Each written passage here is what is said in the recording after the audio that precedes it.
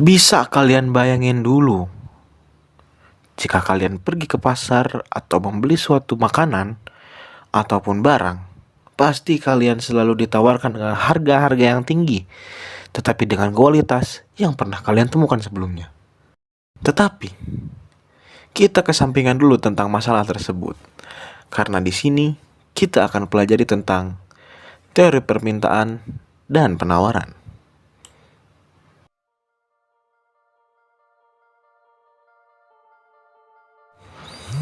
Oke, hai semuanya.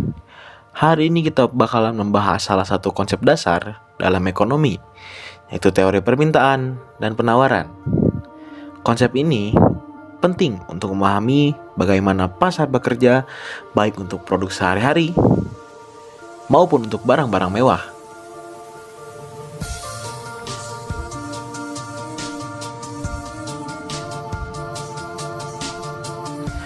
Oke, sebelum ke yang lain dulu, ke cabang-cabang yang lain, mari kita ke dasarnya dulu, yaitu pengertian permintaan.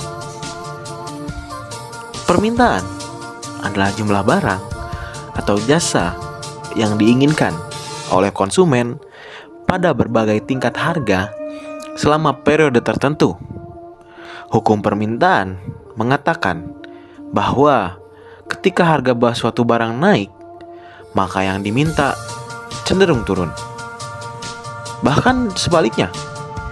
Dan ini juga biasa dikenal sebagai hubungan terbalik antara harga dan kuantitas yang diminta. Coba kalian bisa pikirkan, andaikan secara harfiah saat harga smartphone turun selama diskon besar-besaran, dan tentu kita sebagai manusia bakal lebih banyak tertarik untuk membeli barang tersebut atau smartphone tersebut karena harganya lebih terjangkau kan? Secara harfiah bisa disebut seperti itu.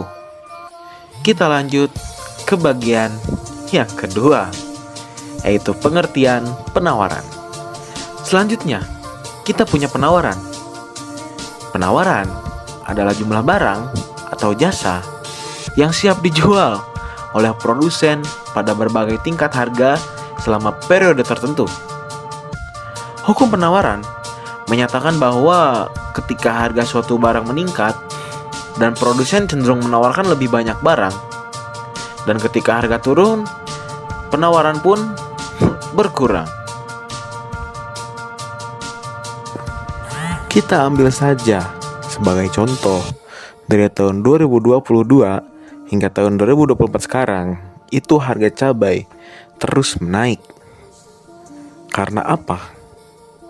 Karena dengan warga Indonesia yang dimana mereka lebih suka memakan makanan pedas, maka dengan itu permintaan mereka terhadap cabai itu semakin naik. Dengan begitu juga harga pun akan dinaikkan.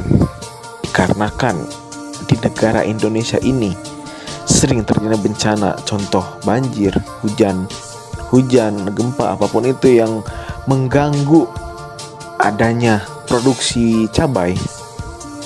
Maka dengan tersebut cabai pun diproduksinya itu kurang ataupun sedikit. Tetapi permintaan dari konsumen itu yang meningkat. Bisa pun meningkat ataupun tetap. Maka dengan itu harga pun pasti naik. Kita lanjut ke bagian ketiga, yaitu keseimbangan pasar. Ketika permintaan dan penawaran bertemu, kita akan menemukan titik yang disebut keseimbangan pasar. Pada titik ini, jumlah barang yang ditawarkan oleh produsen sama dengan jumlah barang yang diminta oleh konsumen. Maka harga di titik ini disebut sebagai harga keseimbangan. Dan dapat diibaratkan misalnya dalam pasar buah-buahan, ketika harga apa seimbang dengan jumlah yang diberi dan dijual, pasar dianggap berada dalam kondisi optimal. Kemudian yang keempat, kita akan bahas tentang faktor-faktor yang mempengaruhi permintaan dan penawaran. Tapi saya tidak akan bahas bagian ini, maka yang akan dibahas oleh teman saya di sini. Silakan untuk Siti Khoiria untuk membahas tentang materi ini. Pembahasan berikutnya adalah hukum permintaan. Hukum permintaan adalah hubungan terbaik antara harga dan kuantitas yang diminta. Ketika harga naik, permintaan turun atau yang disebut juga ceteris paribus. Adapun faktor-faktor yang mempengaruhi permintaan ialah pendapatan konsumen, selera konsumen, dan frekuensi harga terkait barang substitusi dan barang komplementer, harga harapan masa depan, jumlah populasi. Adapun kurva permintaannya adalah menggambarkan hubungan antara harga barang dan jumlah barang yang diminta. Terima kasih kepada Teh Ria yang telah menjelaskan tentang faktor pengaruh permintaan, dan kemudian kita lanjut ke materi yang selanjutnya, yaitu keseimbangan pasar yang akan dijelaskan oleh Nirmala. Keseimbangan pasar, pengertian keseimbangan pasar, titik di mana jumlah diminta oleh konsumen yang dengan jumlah ditawarkan oleh produsen. Proses terjadinya keseimbangan, jika permintaan lebih daripada penawaran, harga akan naik. Jika penawaran lebih besar daripada permintaan, harga akan turun berlebihan barang. Contoh keseimbangan pasar, misalnya, pasar ditemukan oleh titik keseimbangan antara permintaan dan konsumen, penawaran produsen. Terima kasih kepada Nirmala yang telah menjelaskan tentang keseimbangan pasar. Kita tepuk tangan dulu semua. Kemudian kita lanjutkan lagi kepada Ramzi Saipurohim. Pembahasan yang selanjutnya itu tentang teori penawaran, hukum penawaran.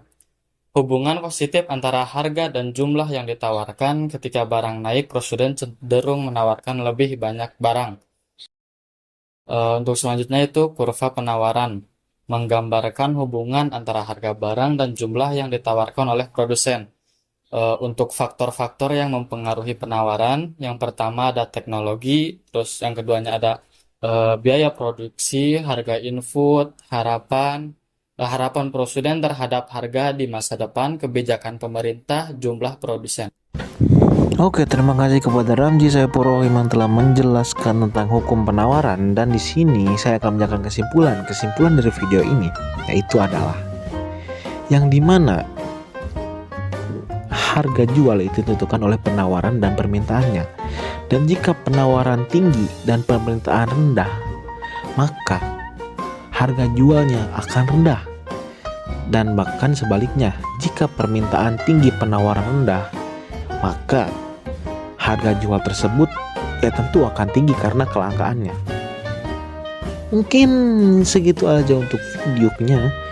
Jika kalian pengen diskusi ataupun ada tambahan buat materi ini, kalian boleh tulis di komentar.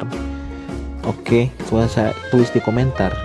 Dan juga sampai jumpa di video materi selanjutnya.